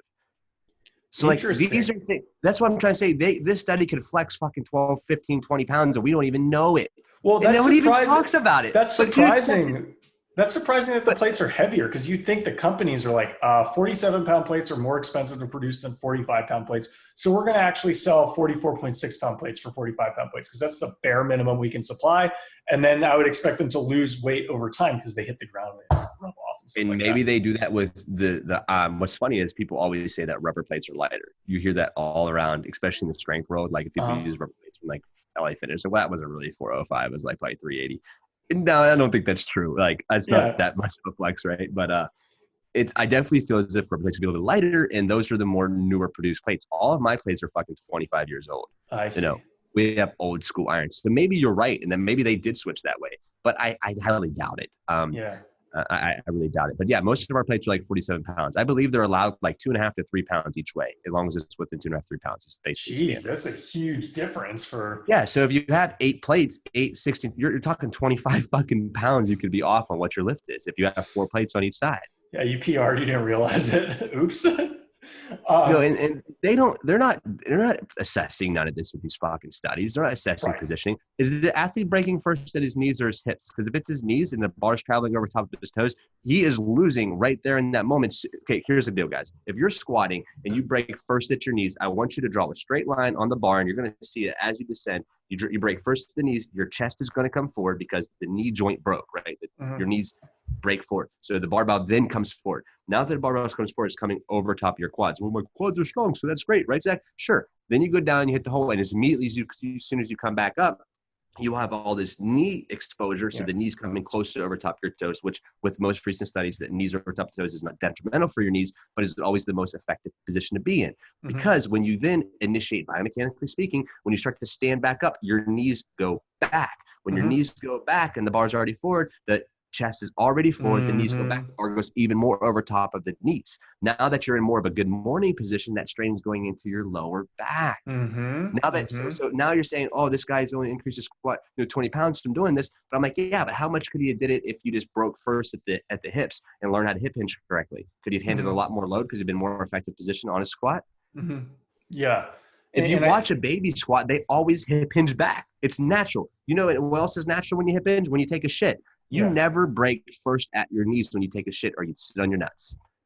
That's just the fact. I've If you never tried that. squatted, I've never tried that, Zach. so I want you to go in and like if you break first at your knees in your squat, just go ahead and squat straight first at your knees. Like stand up real quick, Alex. Just stand up. Okay, right now you know how Yeah, that would work. Right? Speaking, right? So I want you to sit back onto the toilet like you regularly would, like you just gotta yeah, take a poop.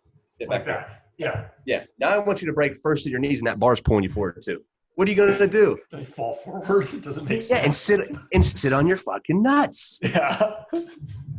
You know, so we already know how to hip hinge and we already know how to squat, but when that barbell gets in our back, we kind of just lose all those thought processes of like, okay, this is an effective way of doing this, not the effective way to do it. So anytime I read a study, I'm like, I got to see all the squats.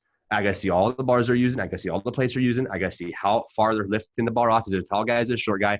Is the coach teaching them how to be in position per their body type? Because this is what I do. I'm working on my deadlift workshop, which will be available next Friday. And in the deadlift workshop, I explain positioning per body types because everyone's going to be a little bit different. So I'm coaching, like, are they in the correct position per their body type? If they have a really long torso, and I'm teaching athletes to get both behind the bar on the deadlift, and they have this long torso, they're not going to be able to get as far behind the bar on the deadlift as what Alex or I could. But that's okay. They can still have a great deadlift if I just put them in the most practical position per their body type and then strengthen the movement within their positioning. Meaning, if I know you got to be a little bit over top of the bar to start, that means when you initiate that pull, your hips are going to want to come up. So what do I have to do? Work a ton on teaching the athlete how to generate force with his hip directly to the bar, and power rows, which is the idea of pulling the bar, doing a row, but aggressively. So pulling your back first. When people deadlift, they only think about pulling. They don't really think about pushing, and they only utilize their lower body. When I'm deadlifting, I'm trying to utilize my upper back too. I'm pulling everything up and back into me, right? Up and back into me. So these are all things that I'm coaching in my deadlift workshop that'll be available, like I said, in 2 weeks or next weekend. But, these are things that's not being talked about in these studies. So then my clients come to me, my mentorship program, I told you, these guys will come to me and they'll present a study. And I say, great, let's break it down now. And I start showing them, okay, this with this. Oh, they're all run the same program. So of course, this guy's already way more effective over here. Right. He's been, even if they had the same level of training experience, right? Mhm. If you're all running the exact same program, of course people are going to get different results because people have different weaknesses. Right. And I think what's hard for people, because most people are not in Zach's position in terms of their understanding of the material. And so most of the time when people hear about these studies, they're probably talked about by somebody who is good looking, right? So maybe there's your average trainer, your average 24-hour fitness trainer is in better shape than the general population. He's probably in better shape than the average Twitter follower that we might have, right? And so this person's probably a little bit more outgoing because he's in sales, he's training, he has client relationships. And so you have a somewhat charismatic, good looking person quoting a university study. This is a very believable combination. And it's exactly how like most fraud gets propagated throughout our society. Yeah. Match those three things.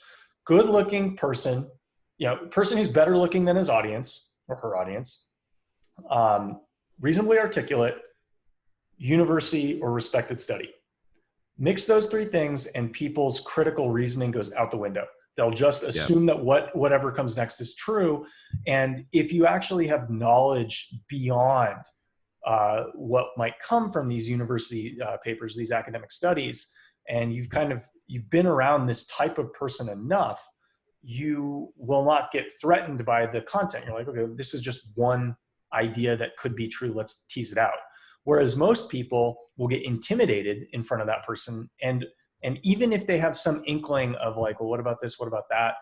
They're almost too self-conscious to push back and say, like, I don't believe that, because probably 9 out of 10 times they said they don't believe it. The response, are you anti-science? Like, no, I'm not anti-science. This is just a conclusion I don't believe. Yeah. And, dude, I've had this happen to me multiple times. I get around a lot of bright minds being in the position that I'm in. Like I said, like, don't get me wrong, I still study a lot. Like, and that's something that my guys talk about with me all the time. Like, you talk about all your observations, and that's how you learn most, but we see you read more than anybody else about this stuff. I read a fuck ton. Yeah. I learn, like, I read books, articles. Like, when it comes to actually lifting weights, guys, I love this stuff. I really do. I barely had any hobbies for 15 years outside of lifting weights, which is also why I'm so good at it and understand it. But they said, just because I read and consume a lot of things doesn't mean I'm regurgitating the things that I read. I'm able to gain some value, but also I'm able to like clearly define my points better or draw new conclusions to my points. My programming, my systems, the way I coach, the way I learn how to lift is ever and always changing. I am always open for new ideas and to learn new things. I will ask people who I already know the answer to, what cue you giving there on the deadlift? I know the answer. I can fucking give you 15 of them. But that guy might say it just a little bit different than I did. And I said, I like that. That'll work for somebody. And I'll grab it and I'll put that tool in my tool belt, because he who has the most tools in his tool belt can fix the most problems. So all of our coaches, we need to be recognizing that we are going to deal with multiple problems over the years with clients that we deal with. With that being said, if you have enough tools and enough verbiage and enough analogies to be able to give on how to train people, you're going to be able to train a plethora of more people.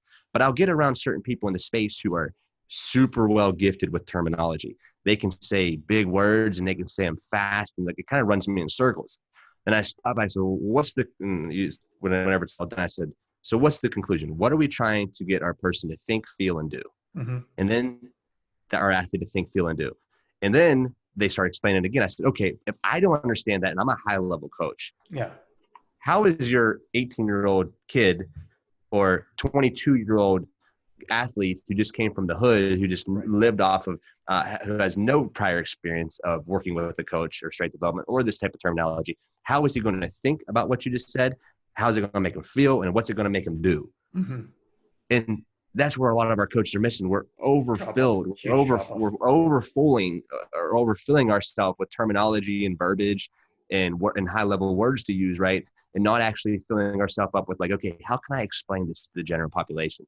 Because the general population they just don't give a shit. They don't give a shit. What I'm saying? Yeah. And it's interesting that there's more studies done on, A/B program testing, like what's the best way to do a program versus how to communicate the thing that we want you to do. Right. And so we should, and that's why, and I'm not trying to toot my own horn, but that's why I'm the best coach in the industry, because I know how to communicate really effectively. Yeah. Period. Like, period. I think there's great coaches in the industry, but I have to have some ego to me to say, like, dude, I've worked with enough people to know that the way I can communicate to people is super good. Do I know the most? Nah, definitely not. I learn way too much every day to know the most. There's Right. no way I know the most. But how I can communicate it to people, and how I can communicate to the people I'm around, and how I can make my people feel. When you're around me, you're fucking invincible. I'm teaching you how to be invincible. I'm distilling that type of confidence and self-belief into you. These are things that coaches are missing. They're reading too much. They're not focusing enough on the psychology with the people that they're working with. How are you going to get this person to respond? Just like you said, your coach before.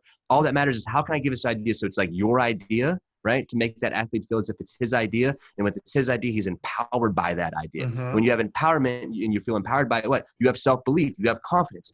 The more confidence you have, the better you're going to perform. Half of this lifting game is just mental too. There's a Right. reason why I weigh 188 pounds and can deadlift 585 on a sprained ankle. Mm-hmm. Because you're Superman. I don't know about that. Yeah, I mean that really is, I think what ultimately providing value, frequently comes down to is you look at what most trainers can do, and they can do things that are taught from a book, but you can't teach, the communication skills that Zach has strictly from reading books. I'm sure reading some books will help, but Definitely. you need to have, the appropriate combination of, kind of studying what's out there, learning the playbook that people you might want to emulate are playing, and then figuring out how that can apply to your specific circumstance, because your specific circumstance is actually different than the circumstance of everybody you might read about online or in a book. Mm. um, and but I think And that kind of goes down to your nutrition. Like, you have a template to work off. You're not eating fucking right, Reese cups.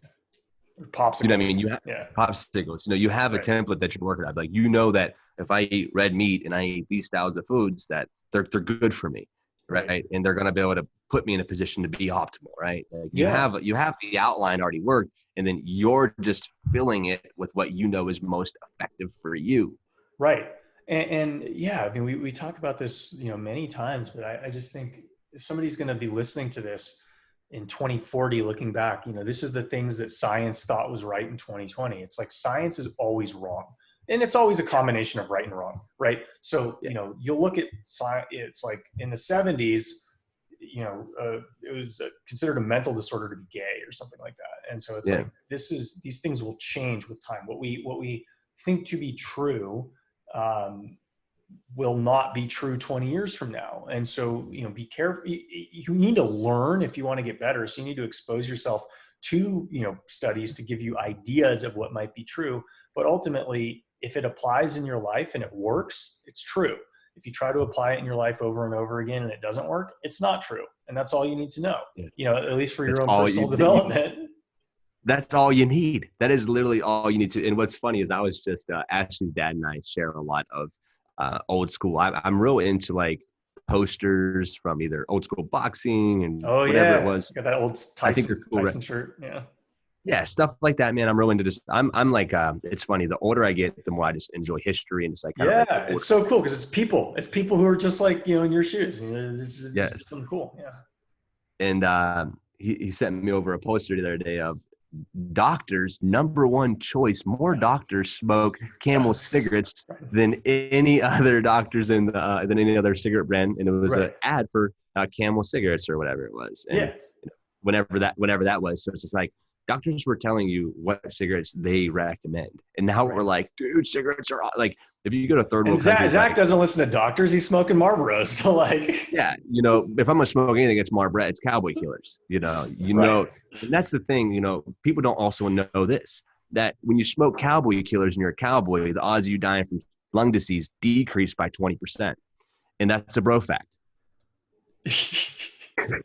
Is there like any degree? Because I've actually heard people like actually try to speak positively of smoking, and they're not they're not wrong about everything. So I'm like trying to say, okay, like what am I missing here? Is I'm just there joking. No, I'm just joking. I don't smoke that much either. Don't let right? Alex.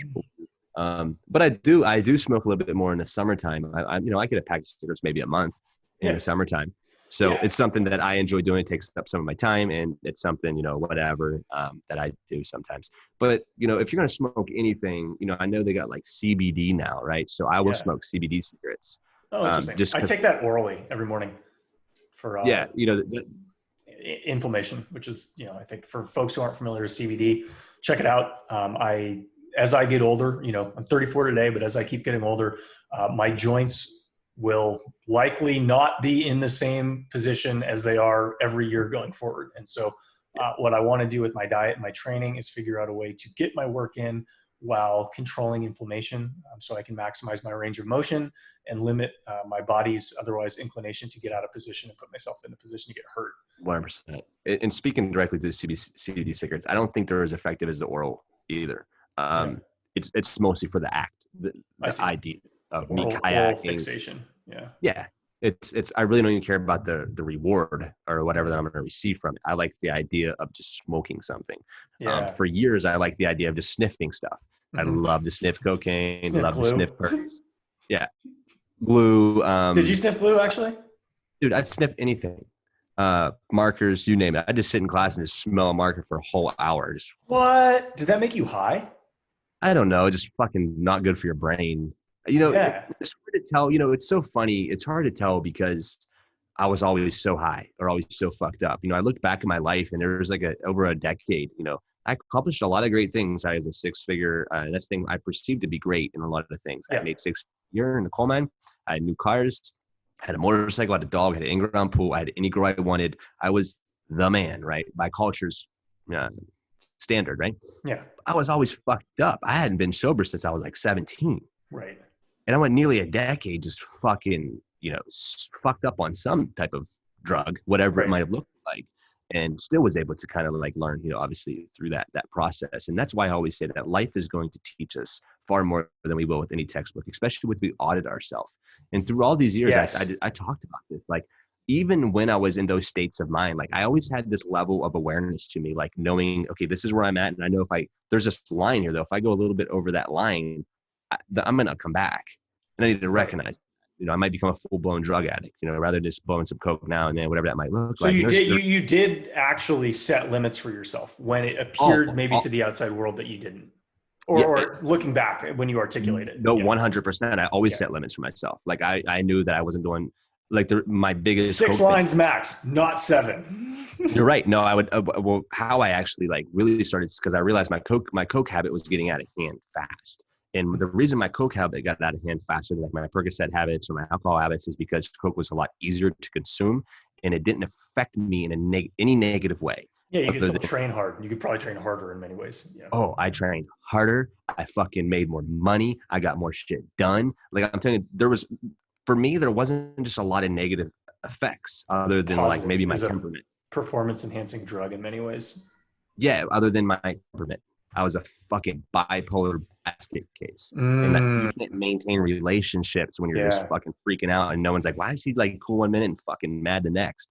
No one knows what I'm doing. I'm not fucking telling everyone I'll blow coke all day. Why do you get mad? So I don't have, enough experience to understand the mood swings. I'm sure it's the chemicals that, put your body under. For me, it was like, I would imagine feeling, when you hit a new PR or whatever it is, that intense amount of adrenaline, that dopamine hit that you feel superior, you feel invincible. Yeah. Well, I was able to reward myself with that every 30 minutes by sniffing a little bit of white stuff. Yeah. So every 30 minutes, and I did that, for 3 months, let's say 2 months, whatever it was that I was doing it basically every day. So if I'm doing that every 30 minutes for 2 or 3 months, starting at like 4 a.m. and finishing at like 7 or 8 in the evening, and then smoking myself to sleep or whatever it was that I was doing at that time, every 30 minutes I'm feeling superior. So if I go an hour or 2 hours or 3 hours, not that I never even felt like I was craving the drug really bad. Never even really felt like that. I just love the idea of feeling like I was superior. Yeah. It's like, why not? 2 o'clock, why not? It was a self-righteous, egotistical, selfish way to live life. And, it took me many years to kind of wake up to that. But it was weird and hard, I guess, for me to kind of fully recognize that, because I was never really like a bad person. If you could say, like, I always maintained good friendships. I've always been good to people. Like, I've always loved people. Like, the personality that I have never really changed much. It could just be like 1 minute you see me and next thing I'm trying to fucking ring you up or something, and that's just what you learn, I guess. You learn that over time. And that's why I'm always like, when people deal with addictions, I can really understand, because I'm like, I was so close to, like, I don't want to say that I was ever addicted, but I really enjoyed, doing the drugs that I did over the years. And but it also really it gave me a level of understanding people. Like, it doesn't matter. I got friends now who are drug addicts, drug dealers, and I have friends who are pastors. I know how to spend my time with them and Yes. where to spend my time with them, Hmm. because I still think they're good people at heart. Like, I know there's still great people at heart in both ends of the spectrum. So it's just Yeah. like, it's also taught me how to understand people, and I can also work with the wider demographic of folks. Well, it's interesting that you say that, and I think that's one thing that you get from maybe moving around multiple times, and then also working in multiple industries or different domains. And I think, the one thing that I notice is it has, in common with a lot of the people that I think bring unique perspective to my world, is the fact that they've succeeded in multiple distinct environments. Because if you've succeeded in multiple distinct environments, chances are you have some sort of underlying understanding of how humans work or how the human condition works and the irrational things that we will do, not just as athletes, but as corporate employees or as, enraged citizens or, social media people. Like, you just start to see these patterns that make a lot more sense than if you're just in one matrix and haven't left it. And, Yeah. I think it is telling what you said about looking at a drug dealer and looking at a pastor and being able to find commonality and common ground with them. Because I will say that when I was working at Google, because I had played professional baseball prior, because I had lived in Hong Kong and worked at a hedge fund prior, because I'd worked construction prior, I was familiar with all ways that people could be bad people, and or at least many of the ways that people could be bad people, and the different environments that would get them to do bad things. And what I eventually realized was, when I would walk home from work, I would walk by a row of strip clubs in San Francisco on Broadway Street, because I lived in North Beach, the Italian neighborhood, which is the same neighborhood that has a lot of this red light stuff. I'd walk by these people at the strip clubs, and I think we're not dissimilar, right? We are in many ways both puppets, playing for somebody else, and that's just the nature of my life at 25, 26, and that's just the nature of your life right now. And despite the fact that our resumes might look very different and people on the outside might judge us very differently, we're both paid to dance. And let's be real about it. Most people are not, they lack the self-awareness to say, I'm basically paid to dance. Yeah. And so because they lack self-awareness to realize the actual circumstances that they're in, they're never going to respond in the way that somebody who's, say, more cynical might respond, because they'll convince themselves that the lies that they're telling people that they'd never tell on behalf of their own product, but they're okay telling on behalf of their own company, they're convincing themselves that I'm just doing my job. It's the right thing to do. I'm just doing what I'm told. They rationalize, essentially group level sociopathy. Well, it's a lot easier to rationalize things. Let's be 100% with this. It's easier to rationalize things when you have people in your corner or people in your environment that's Yeah. rationalizing things with you, when they're Yes. making it common. You see Yeah. people do a lot of bad and crazy things. Like, I saw my parents do bad things in their drug addictions, right? That they rationalize because the people in the environments that they're in rationalize it as well. Sure. And that's why it's so important when I say, like, when I hang out with my friends who are drug addicts, right? Drug dealers, whatever that might look like. It's important that I hang out with them in the environment that I choose, because Mm. I'm able to understand that if I enter into their environment, So it even if starts to my make values, sense. right, Yeah. exactly, it will start to make sense. That if, and I also recognize that, like you said a minute ago, Alex, I'm not very far off from this. Like, I Mm. realize when I'm in their environment, like I can parallel that you're really not that bad of a person. Right. You're even some of your values even align with mine, right? And I can find myself in those environments doing things I might typically do if I didn't put myself in that environment. So it's a self-awareness to know it's like, here's the deal, guys. If you're naked and you're married and there's a fucking hot chick riding you, the odds of you having sex and she really wants to have sex dramatically increase if you're than just at home watching a movie, right?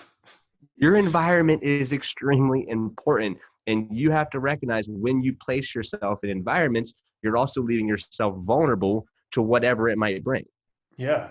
whether And, it be good or bad. Yeah, and it's and to take that one ridiculous step further, because I normally live in San Francisco where there's such a high degree of homelessness and mental illness.